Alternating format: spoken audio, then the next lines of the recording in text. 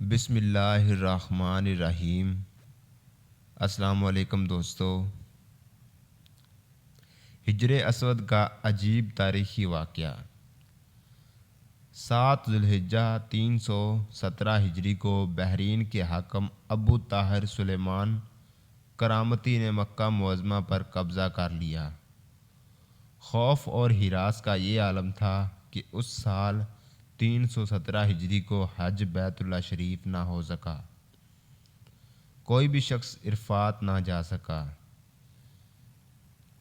یہ اسلام میں پہلا موقع تھا کہ حج بیت اللہ موقوف ہو گیا۔ اسی ابو طاہر کرامتی نے ہجر اسود کو خانہ کعبہ سے نکالا اور اپنے ساتھ بحرین لے گیا۔ پھر بنو عباس کے خلیفہ مقتدر باللہ نے ابو طاہر کرامتی کے ساتھ فیصلہ کیا اور 30,000 دینار دے دیے۔ تب ہجر اسود خانہ کعبہ کو واپس کیا گیا۔ یہ واپسی 339 ہجری کو ہوئی۔ گویا کہ 22 سال تک خانہ کعبہ ہجر اسود سے خالی رہا۔ جب فیصلہ ہوا کہ ہجر اسود کو واپس کیا جائے گا تو اس سلسلے میں خلیفہ وقت نے ایک بڑے عالم محدث شیخ عبداللہ کو ہجر اسود کی وصولی کے لیے ایک وفد کے ساتھ بحرین بھجوایا۔ یہ واقعہ علامہ سیوطی کی روایت سے اس طرح نقل کیا گیا ہے کہ جب شیخ عبداللہ بحرین پہنچ گئے تو بحرین کے حاکم نے ایک تقریب کا اہتمام کیا جس میں ہجر اسود کو ان کے حوالے کیا جائے گا۔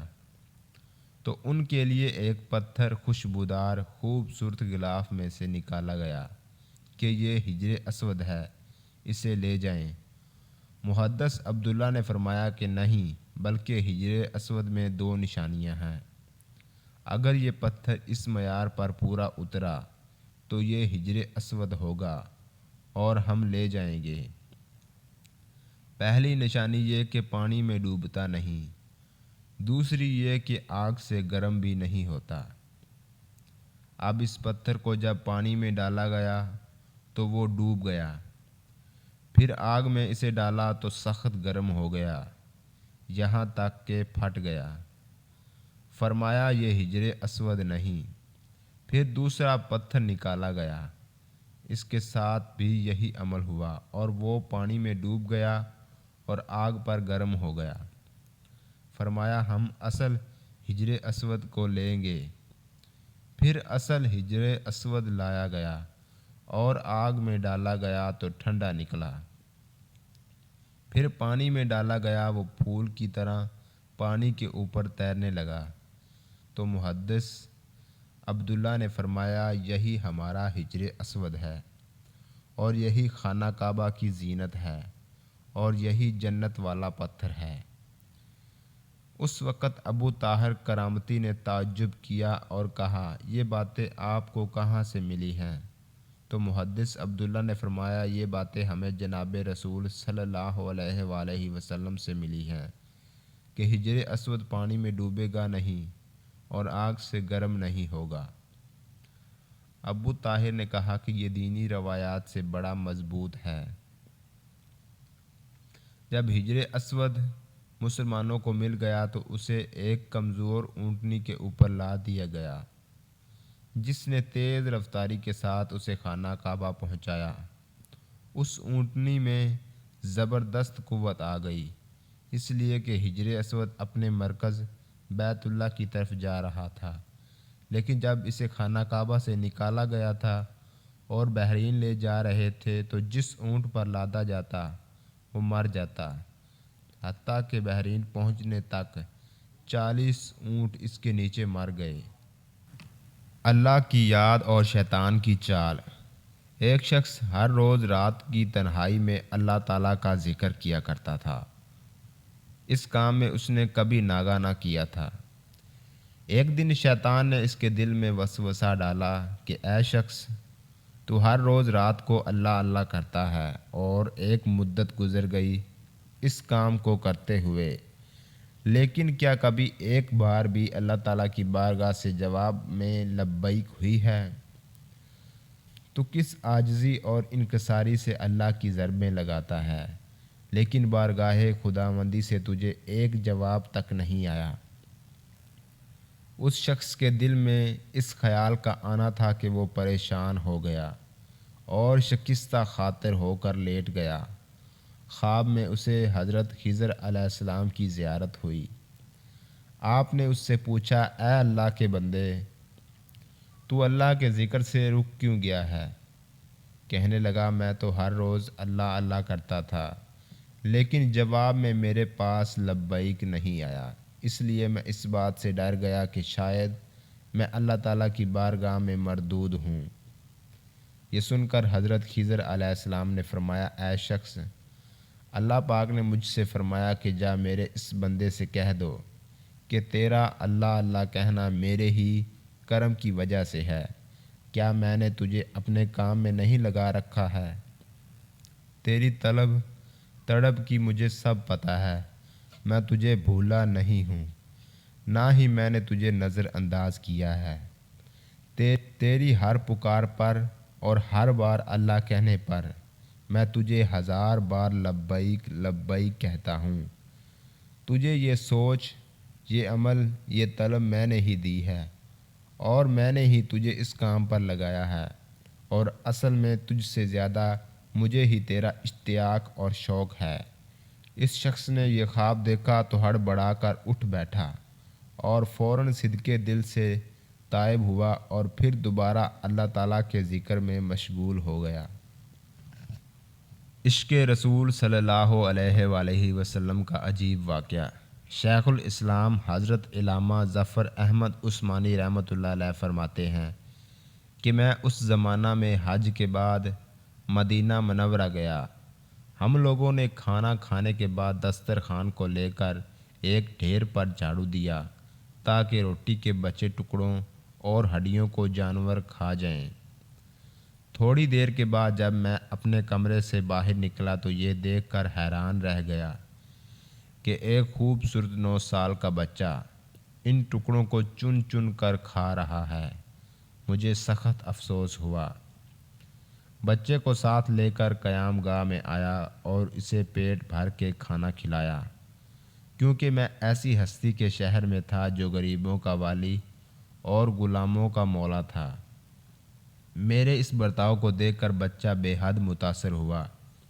میں نے چلتے وقت اس سے کہا کہ بیٹے، تمہارے والد کیا کرتے ہیں؟ اس نے کہا، میں یتیم ہوں۔ میں نے کہا، بیٹے میرے ساتھ ہندوستان چلو گے؟ وہاں میں تم کو اچھے اچھے کھانے کھلاؤں گا، عمدہ عمدہ کپڑے پہناؤں گا، اپنے مدرسے میں تعلیم دوں گا۔ جب تم عالم فاضل ہو جاؤ گے تو میں خود تم کو یہاں لے کر آؤں گا اور تمہیں تمہاری والدہ کے سپرد کر دوں گا۔ تم جاؤ اپنی والدہ سے اجازت لے کر آؤ۔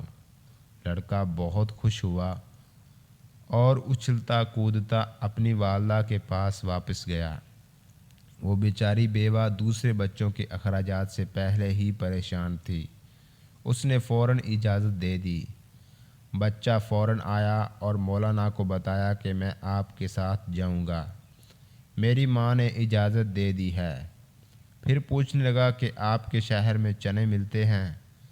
مولانا عثمانی نے بتایا، یہ ساری چیزیں وافر مقدار میں تمہیں ملیں گی۔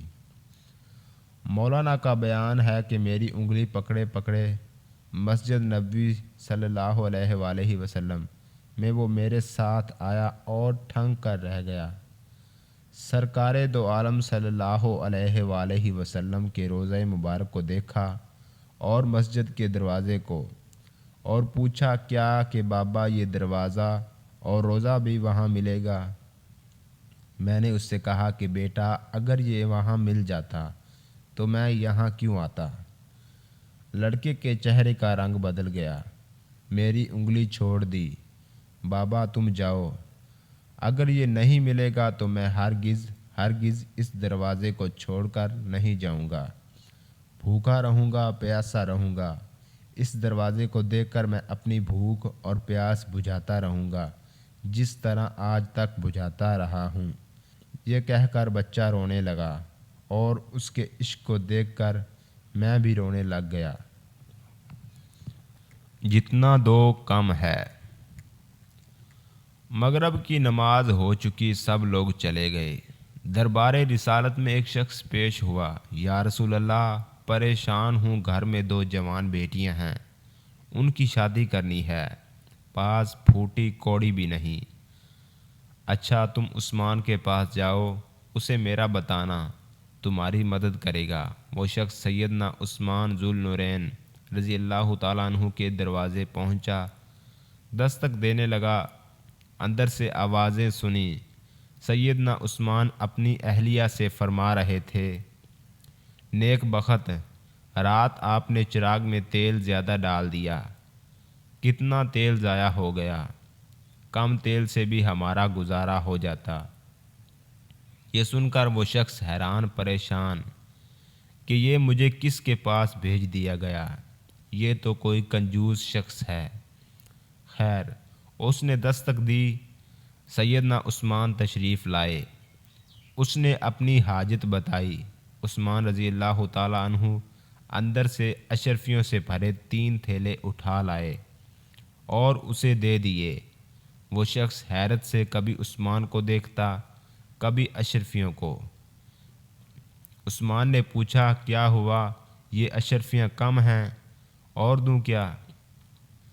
اس شخص نے جواب دیا، نہیں نہیں، یہ تو میری پشتوں کے لیے بھی بہت حیرت ہے، اس بات کی کہ آپ اپنی بیوی کو چراغ میں تیل زیادہ ڈالنے پہ ڈانٹتے ہو، اور مجھے اتنا دے دیا۔ سیدنا عثمان غنی رضی اللہ تعالیٰ عنہ نے فرمایا، وہ میرا اپنی ذات پہ خرچ تھا، اس کا حساب لیا جائے گا، اس لیے پھونک پھونک کے خرچ کرنا پڑتا ہے، اور جو تجھے دیا وہ تجھے نہیں، اپنے رب کو دیا، جس کا بدلہ کئی گنا بڑھ کر ملنا ہے، سو جتنا دو کم ہے۔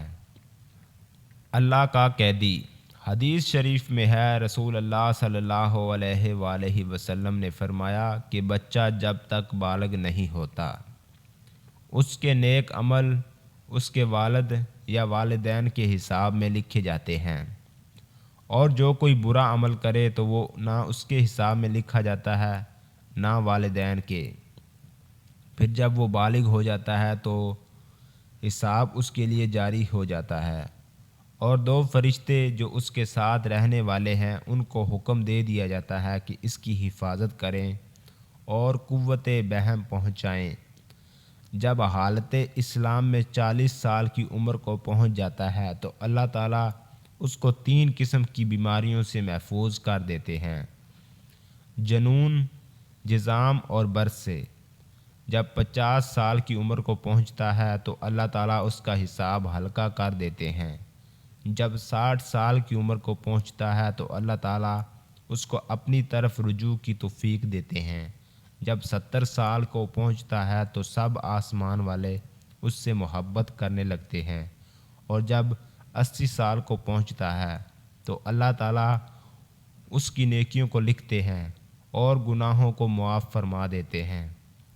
پھر جب 90 سال کی عمر ہو جاتی ہے تو اللہ تعالیٰ اس کے سب اگلے پچھلے گناہ معاف فرما دیتے ہیں، اور اس کو اپنے گھر والوں کے معاملے میں شفاعت کرنے کا حق دیتے ہیں، اور اس کی شفاعت قبول فرماتے ہیں، اور اس کا لقب امین اللہ اور اسیر اللہ فی الارض، یعنی اللہ کا معتمد اور زمین میں اللہ کا قیدی ہو جاتا ہے۔